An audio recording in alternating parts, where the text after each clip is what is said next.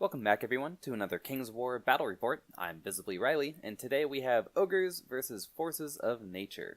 This battle was played at 20 to 50 points, and the scenario was Occupy. Here we see the Forces of Nature list. This was piloted by Ryan, who some of you might know as the chairman for the Pacific Northwest Masters Group. He had a horde of water elementals with the Brew of Strength, followed by 2 regiments of Forest Shamblers, a horde of Forest Shamblers, a druid with Bane Chant, a tree herder, 2 winged unicorns, both with lightning bolt, 2 beasts of nature, both with lightning, both with fly, and both with vicious. Then he had some allies with the herd, getting a horde of lichens and a centaur chief.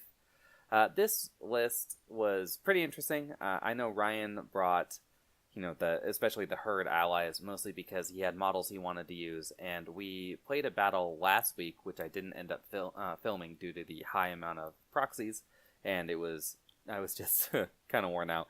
Anyway, but we played this game, and he brought his herd with a very similar model count here, and I just wiped it off the table with my abyssals. So yeah, we talked about it afterwards, and he professed wanting to try it with Forces of Nature, but he had some specific models he wanted to use, and I gave some insight onto what I would do with his collection if I were to play Forces of Nature, and this is what he came up with, so more power to him. Here we see my ogre list, which is definitely not my ogre list. I actually saw this list posted by Jesse Cornwell on King's War Fanatics, the Facebook group, and this was what he brought to Adepticon 2018.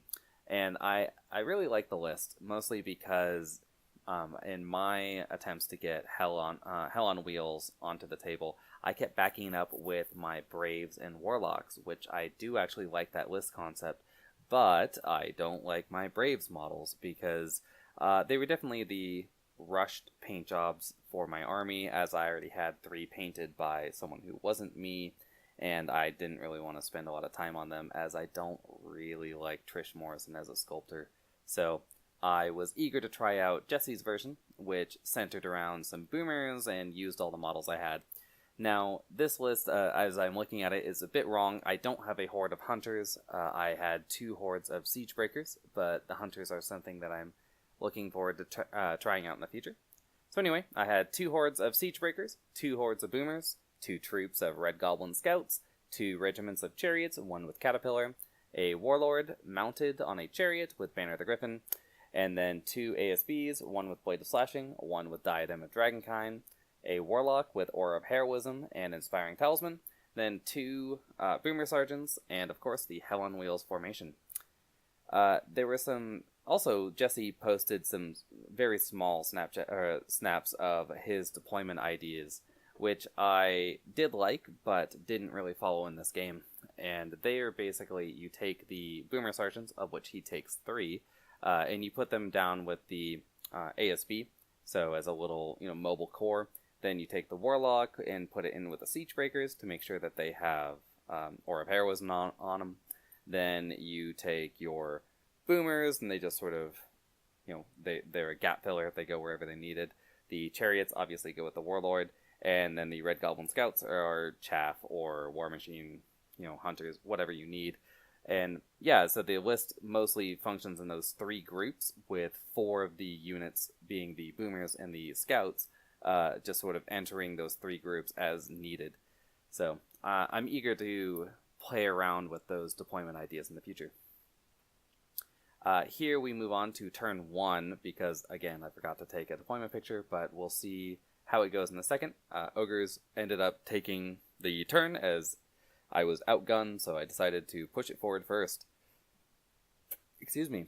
So let's start with the scenario. So we were playing Occupy, which, if you're not aware, has a central objective, 2 secondary objectives, which have to be deployed within 6 inches of the center line, with the center objective having to be deployed in the dead center. Then you have 2 secondary objectives, which have to be deployed more than 9 inches from the center line and on your opponent's side of the field. The primary objectives are worth 2 points to the army that is actually trying to get to them.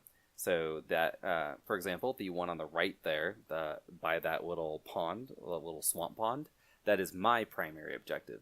Were Ryan to go over there, he would not actually be able to claim it. He can just contest it. So that's the idea. And going through the objectives, again, that right one by the pond is my primary. Then down by where you can see those boomers in the hill, a little the far right, the most right boomer. You can see on his cannon the first secondary objective. Then we've got the central objective. To the left of that, in front of Ryan's forest, you can see the second secondary objective. And on the left, somewhere in that boomer mess, I think it's actually on the far left of the second swamp that I'm sitting on, is his primary objective.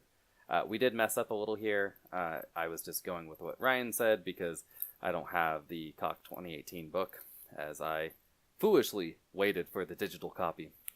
But we ended up setting up the objectives after we deployed, so it might look a little weird because of that. You're supposed to do it before, but who really cares? Speaking of deployment, we can start with the Ogre deployment. So from left to right, we have the two hordes of Siege Breakers, the Grakakamok's Finest Brave models, the conversions of Dark Elf Executioners that I have on the left, and then to the right of them, those Ogre Warriors are the second Siege Breaker horde. Then behind them, we've got the Firebelly model. That is my first Boomer Sergeant. Between them, the model I painted as a Grok. That is the ASB with Diadem. Then to the right of them is the second Boomer Sergeant. Behind it all is the Warlord on Chariot with Banner the Griffin. Then we have the first Regiment of Chariots. The ones that are not in the forest do not have Caterpillar. Behind them is the first troop of Red Goblin Scouts. Then the chariots in 50% in the woods are the ones with Caterpillar. Then to the right of the woods, we've got the second Scouts. And to the right of that, we've got the two Boomer Hordes and the ASB with Blade of Slashing and the Warlock with Aura of Heroism. I think my deployment is pretty bad here, honestly. I keep having a problem with Ogres where I get stuck with these terrain, this terrain puzzle in my head where the Ogres are a bit too wide and too numerous in their units to fit through any of these gaps. So if I want to rush forward turn one, I need to deploy in this split formation. A really bad idea, especially as Ryan's list is very elite, much like mine, but I have more units than he does. He has better units than I do. So I think that if I had gone with a more standard wave approach, where the chariots are behind the Red Goblin Scouts, behind them are the Siege Breakers, and in front and to the left of the chariots would be my two Boomers, because I don't really need them to run turn one, versus the Siege Breakers and the chariots, which I really want to. So I think that would have been a little bit better, something to think about for the future. But if I also on the models here, you're going to see some unpainted models and a few proxies. So if that isn't really your thing, maybe just turn the video off and you can come back for the next one. But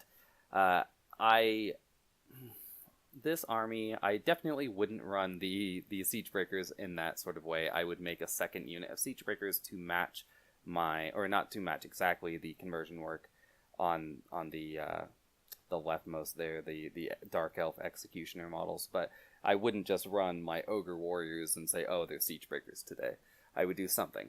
So don't worry too much about that. The models behind, I do have extra Boomer models that I could use, but I'd probably do a bit more conversion work. And the Firebelly model, I actually got it out originally to start making a conversion to make my Diadem of Dragonkind guy. So, but I'm not sure I'll do that because I kind of forgot that I painted a Grok model, and I'd rather just not be repainting models that I already have in the collection, such as an Ogre Hero.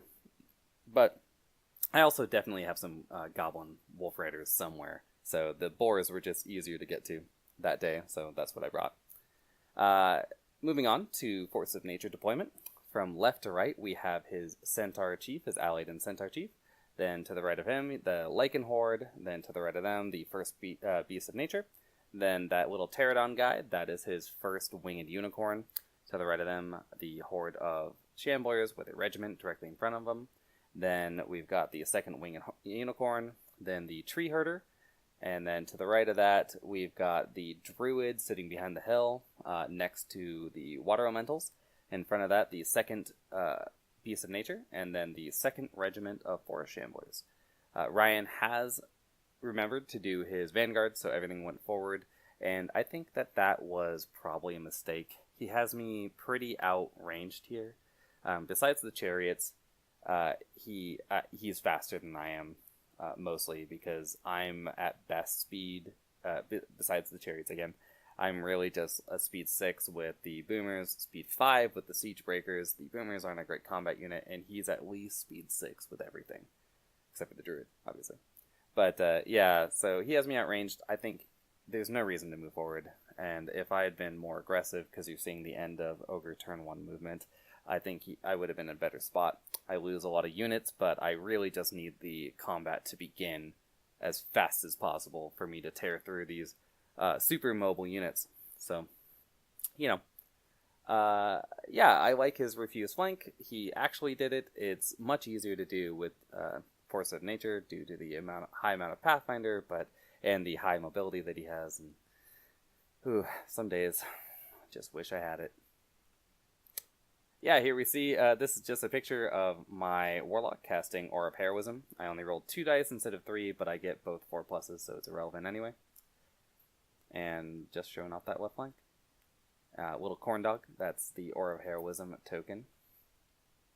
Yeah, here we see the end of Force of Nature turn 1, and unfortunately, he throws all of his lightning bolts into my regiment of chariots that aren't in the woods, and puts 10 wounds on him, which is pretty ridiculous. Even with all that lightning bolt, on average, I think he gets 6 or 7 wounds, and then they are a 16, 18 to break, and he gets 10 wounds, and then rolls the 8+ twice, kills him. So, pretty unfortunate for the ogres from turn 1, but we'll see how they deal with it. Turn 2. You can just sort of ignore the clock. For whatever reason, it wasn't counting down for me. You can see that 1 hour, right? It doesn't go down. It goes down for Ryan, but not me. Yeah, I send the chariots right into his tree herder. This is not a good idea, but a lot of times when I'm playing fresh lists, especially if I'm playing down turn 1 as I was, I end up doing stress tests with units that I haven't played with, and I've never played with ogre chariots before. So I decided to do a stress test, just send them into the tree herder. Not sure what the point of it was. Definitely not a good move, not a smart move, but it's what I did. And then I decided to throw good money after bad and put my Red Goblin Scouts to protect my flank there. That was entirely unnecessary. Even if I was going to go for a stress test move here, the Water Elementals, the Tree Herder, and then all those Shamblers are just going to remove them. He doesn't need a flank charge on me. But I got this idea in my head, and I didn't stop. So that's what happens. Over here, my 2 Boomer Sergeants and the Diadem and Dragonkind put 12 wounds on the Lycan, so that's great. That's a great roll. But I only roll a 3 for the break test, so they are merely wavered. And then, they've got regen, so we'll see how that goes. Here we're seeing, I believe, the end of Ogre turn 2. With my movement, I decide to be, again, a bit pensive with my Siege Breakers. I think I should have just rolled forward, but Ryan smartly put those Lycans just random down the flank and said, shoot me. So if I didn't get that waiver, at least, I didn't want to get flank charged, obviously, by Lycans into my Siege Breakers. That'd be a disaster. So, as you can see, I'm definitely a little too pensive with this army. I'm not really used to the amount of damage it can take with that amount of rallying. So, we'll see.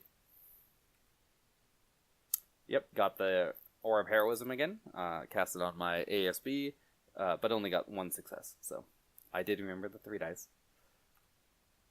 Yeah, here's the Lycan's regen roll. They get 5 of 12, so that's pretty bad for me, because I'm not going to have... He has a lot of charges and or shooting that he can throw into those Boomer Sergeants and or ASB over there. So I don't have that much shooting my turn 3 lined up, and getting 5 is just, it's never what you want to see.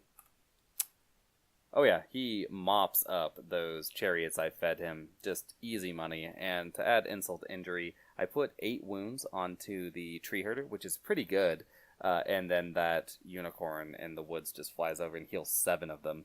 So, dice are pretty spiky this game, honestly, but they favor the force of nature just a little bit, as he has higher nerve than I do on average, and just has higher quality of damage than I do. Over here, yeah, he sends the Beast of Nature and the Centaur Chief into my ASB with Diadem and one of the Boomer Sergeants, respectively. This was a pretty poor move by me, as that Warlord on the right, behind my 2 Siege Breakers, I have no idea why he's facing forward. Like, the Siege Breakers are already there. If I hadn't thrown those chariots away as I just did, I could have had another unit there to threaten him forward, and then just turn the Warlord to the left to deal with this flank, as obviously he was going to roll in one way or the other, and if he lands in the middle, even with my chariots thrown away, I have 2 Boomer Hordes waiting to shoot whatever lands over there, so just not good play by me. And then I decide to go around this little swamp, and I go, haha, I will, I'll make his charges hindered. For whatever reason, last turn I forgot, all forces of nature have Pathfinder, so terrible move. The second he lands into the swamp, I'm like, at least it's, oh no, he's force of nature. And then I realized my mistake.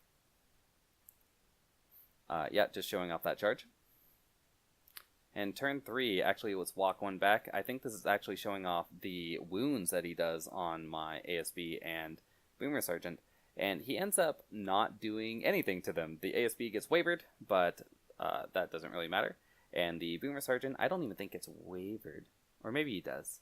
Anyway, the ASB took 4 wounds, and the Boomer Sergeant took 2. So, good for me. Turn 3, starting with Ogres. Yeah.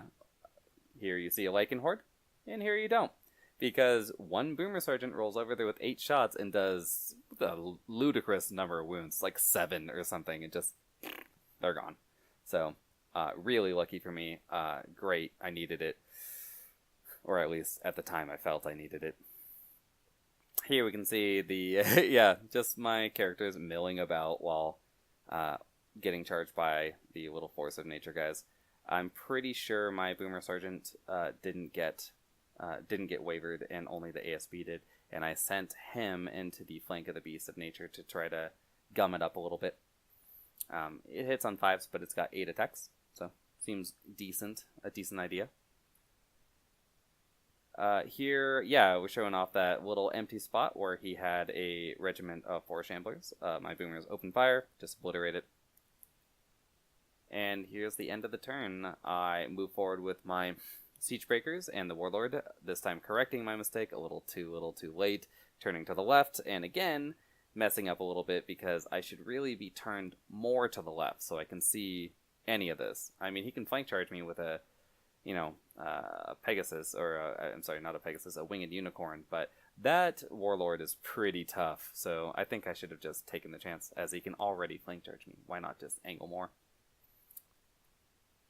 Over here, the Water Elementals and Beasts of Nature go into my first horde of Boomers. I kind of had to take, I mean, I didn't have to take this trade, but I needed to get some momentum, some tempo on the board here, and if I don't move forward to take out those 4 Shamblers, then I'm not really doing anything with my Boomers, as I've pretty poorly placed them. So, yeah, I just decided to throw caution to the wind, and hope he flubs it all. Classic. It's a good strategy, kids. Do it. Over here, yeah, this is showing off what he does. The Beast of Nature in the bottom left-hand corner just turns to get some shots next turn onto some of my heroes, and his Centaur Chief just backs up a little bit, and on the right there we see that he easily blows through those Boomers. Not surprised. And we'll see the reform in a second. Yeah, he ends up shooting off shooting at the Boomer Sergeant ASB with his winged unicorns. He puts 4 on 1, or 4 on both, right? Yeah, 4 on 4 there. And doesn't waver either of them, so showing off that these guys are my rock, my heart. They do not waver. They don't care. And turn 4. Here we're seeing that I send my little red goblin scouts into his beast of nature. He decided to just give me the flank here. If we walk back a couple pictures, yeah, he decides to give me the flank here because I can only fit 1 unit, as I'm stuck around that shed, so only 1 unit is gonna fit, and the beast of nature would be better off facing towards the center of the table anyway, because my boomers can't charge anything next turn, even if they wanted to. They're just going to be content with shooting. So why not just face towards the center in case I flub or choose to not take the charge? Pretty good idea. But I do take the charge with my Red Goblin Scouts because at the end of the day, I think that I could spike some rolls here. I've got 14 attacks on 4s and 4s. I could spike it, even if I don't, all I need to do is make it so it's not shooting lightning at me or flying, and then he can charge into these Red Goblin Scouts all he wants. 100 points, great screen. I move you can see the boomers moving around in the back there, just to get some shots. Ryan smartly didn't move his druid close enough, because he wanted originally to get inspiring onto the Beast of Nature and the water elementals, but then decides to live a little dangerously and just not move over there, because if he had, the boomers around the corner there can just turn, not have an obstructed shot, and shoot on 5s to just remove his druid. So good call. Yeah, here is my caution to the wind play. Like my this is the smart one, at least, that I did this game, or not ridiculous one. So I moved the ASB and then the 2 Boomer Sergeants to just shoot into the Beast of Nature. I've got 16 shots that hit on 4s, wound on 4s, and 10 shots that hit on 4s, wound on 5s. So on average, I think that's around 7 or 8 wounds, and he's a 15-17, so just going for that waiver. And unfortunately, I roll a little on their average and get 5 wounds, and I do roll pretty high on the break, but I roll a 9, so he's absolutely fine and staring right into the butt of some siege breakers. Yep, here we're seeing the end. I think this is actually, it's not the end of Force of Nature turn 4, but I did decide to just, we rolled a double 1 for the Red Goblin Scouts that got charged by the water elementals and the Beast of Nature, so he doesn't roll it. They're gone. I don't really have to worry about it. He does move the Druid over this time to get Inspiring on both, as the Beast of Nature has now taken some wounds, so good call. And the other Beast of Nature goes right into the rear of my Siege Breakers, along with a charge from the Horde of Shamblers and the Regiment of Shamblers. Again, a bit of a misplay by me. I could have angled the Siege Breakers, so no matter which one he charged, I could have got a charge back, a counter charge from the other unit. So again, misplay by me. Misplays on misplays, guys. He ends up getting a Bane Chant onto the Horde of Shamblers that charge the Siege Breakers. The other Winged Unicorn, I think, is just lining up some Lightning Bolts onto my wounded Boomer Sergeant ASB in the back there. And the unpainted Winged Unicorn just goes right into the flank of my Boomer Sergeant. Those things are ridiculous. That is, they've got 4 attacks base with 3+ to hit and Thunderous 2, Pathfinder Flight. Ugh. So yeah, I don't hold out hope for that guy to live. And yeah, the Warlord, my Warlord did go into his Centaur Chief and removed it, but I couldn't actually wheel anymore because of how I put the Siege Breakers, so another reason to have angled them a little bit better. Yep, he removes the ASB, I believe, with Lightning Bolt here. The guy that was sitting on 8 wounds, so not too, unlikely. This is just, I think what are we showing with this laser? Not sure. Doesn't really matter though. It's probably something to do with my center line with the boomers, just trying to see if what I can see. CC. Turn 5. Or yeah, you can see that clock, right? It's 58 1 hour. I think we just left it on pause. Yeah, he easily blows through the Red Goblin Scouts, overruns with the Beast of Nature. Unfortunately, he goes 6, which is a little too far. And then the Forest Elementals, man, keep doing that. The Water Elementals turn towards the Boomers to get a charge off of them. The Tree Herder actually isn't where the model is, it's where that blank base is. It just wouldn't fit on that hill, so if you're a little confused about why it's sitting in the back of the field doing nothing, that's why. Yes, the Beast of Nature and the Regiment of Shamblers and the Horde of Shamblers just destroy that Siegebreaker unit. But he rolls very poorly on that break check, and if he hadn't rolled hadn't got the the Crush 1 off on the Horde of Shamblers, he would have actually failed to break them or even waver them, and that would have been a disaster. So always a good thing. Always bring your Bane Chant. But speaking of disaster, he ends up getting my little Boomer Sergeant with fighting the Winged Unicorn up to 9 wounds, and then, just fails the break check. He wavers him, but nothing more. And my Warlord is staring right into the flank of that Winged Unicorn, so I'm feeling pretty good about that. And yes, here we see the end of Ogre turn 5. I blow right through that little unicorn with my Warlord on Chariot, and then I decide to move the last able shooter, the Boomer Sergeant, forward to shoot at that Beast of Nature sitting on 5 wounds. It's a long shot, but everyone counts, and this is really where if I'd been able to put the 7 or 8 on him the first time I shot at him, this would have been a much more palatable strategy, right? Because sitting on 7 or 8, I can do 1 or 2 wounds pretty easily, and then put him on 8 or 9, right? That's a likely waiver, but I don't. I end up putting 1 wound on him, and I roll like a 3. It's a pretty bad break test, so they're fine. This is Force of Nature turn 5, though. So he decides to send the Water Elementals into my Boomers over the wall. He thought about sending the Tree Herder in, but they actually both couldn't fit due to the obstacle, so it's good for me. And I actually, on my turn, sent the Warlock on his own into the flank of the Beast of Nature, and I did pretty well. Ends up getting a waiver on him. He was already sitting on 5 wounds because of the Red Goblins into his flank, so I'm happy with a waiver there. It's a little too late, but better that than nothing.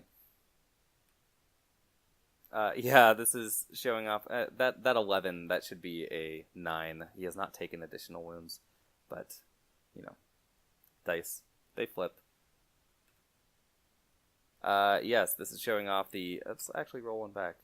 I'm not sure what this picture is showing. Maybe the final placement for my units.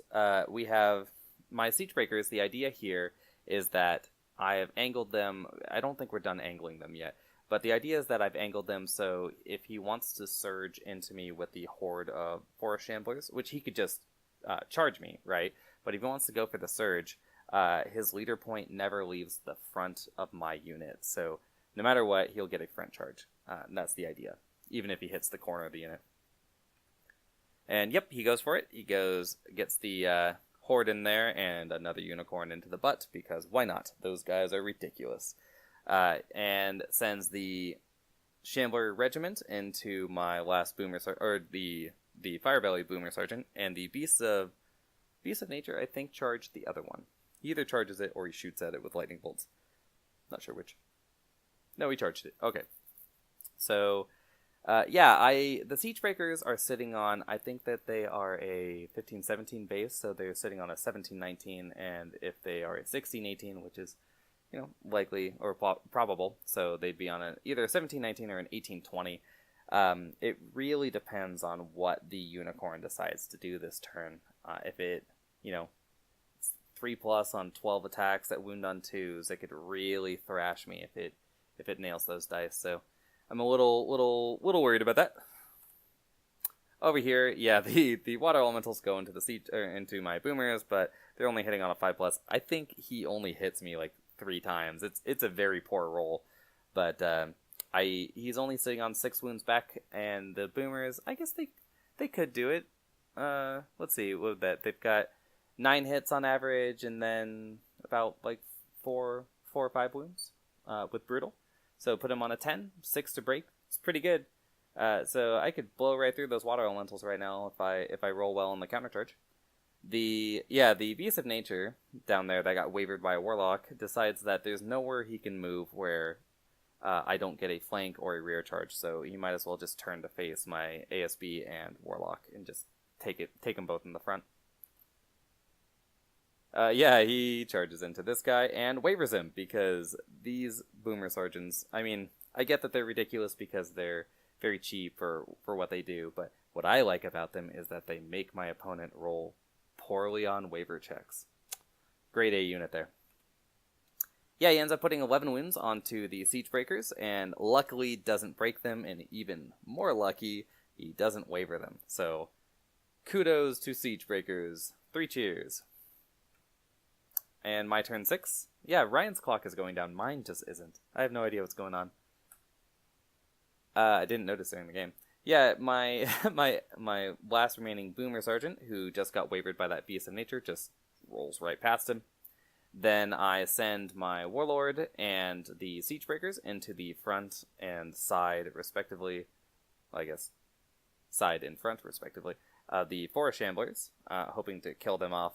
And I really wish I had...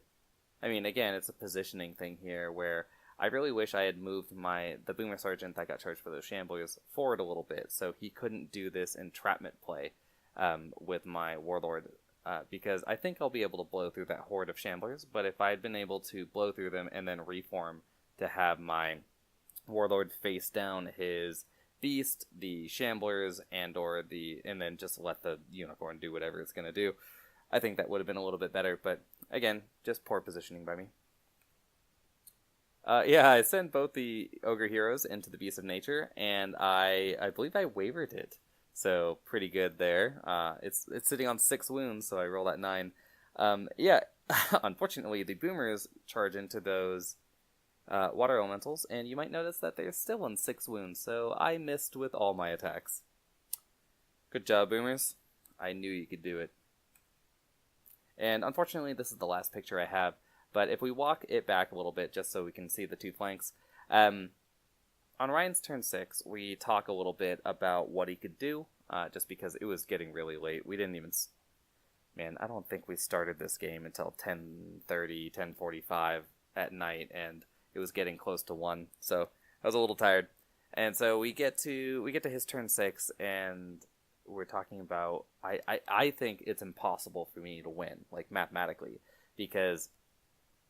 And it's not. I did kill this Forest Shambler horde, so I get to turn towards the center.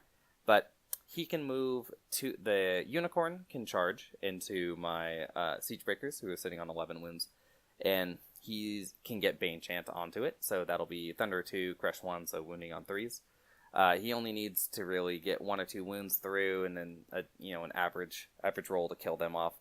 And then the Beast of Nature can just sort of fly into or over by the swamp to make it so if I want to charge with anything for whatever reason, I'd be hindered. But really, it's just to get that lightning bolt onto the last remaining Boomer Sergeant, who's sitting on 8 wounds. And then the 4 Shamblers can charge my Warlord, who I have given a front charge and a rear to the what's it called? Winged Unicorn, but there's no way he'd take that rear, because the Siege Breakers will then immediately charge in and just wreck this whole thing again. So yeah, I think over here I don't actually have enough attacks to kill him, even if he doesn't kill the Siege Breakers, assuming he doesn't double one it. Even if he doesn't kill the Siege Breakers, I can at best remove the Winged Unicorn that charged them, so I can remove that. And then the Warlord can countercharge those Shamblers. They're a dash 14, I want to say. So I've only got 7 attacks. I lose Thunder 1, so I'm only wounding on 3s. Hitting on 3s, not very likely to remove them, especially as they would have Inspiring, or maybe not. Depends on the Siege Breakers.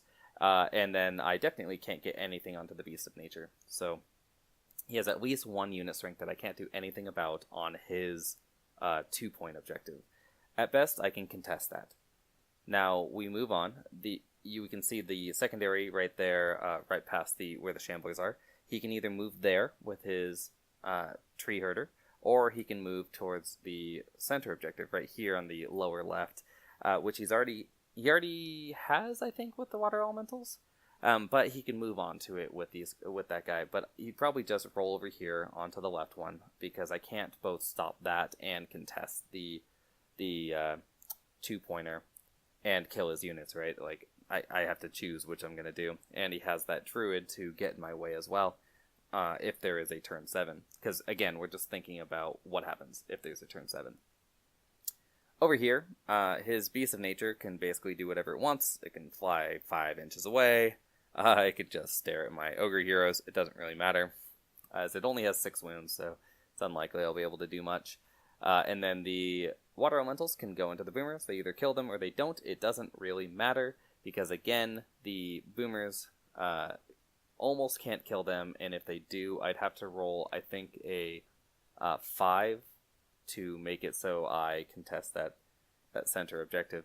So, at best, I think that this is, if it goes to turn 7 and everything goes my way, it's a 1-1 tie, and if even slight amounts of these units that are likely to go down, he's got a 2-0, 2-1, or a 1-0 victory over me. So, we give it to the Force of Nature, and we start packing up. I think this was a pretty solid game. I definitely learned a lot about my positioning with these Chariot Army.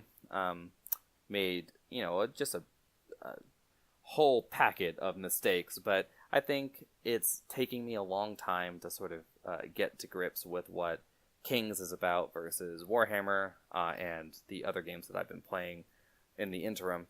So it's just taking me a little longer, but I'm happy with it. I think the list is very good. Jesse, obviously a consummate Ogre player, so not really surprising there.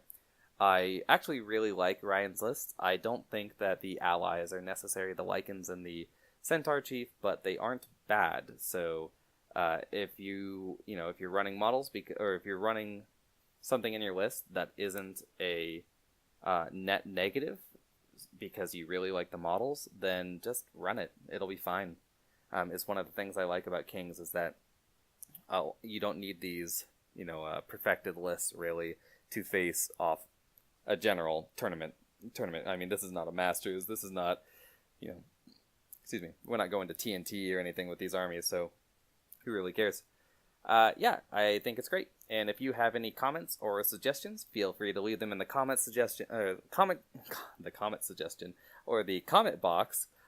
Or you can always contact me on Facebook. I'm in Fanatics and a lot of other channels, so feel free to do that. I love to hear from you guys. Alright, thanks for listening, and I hope you like it next time as well.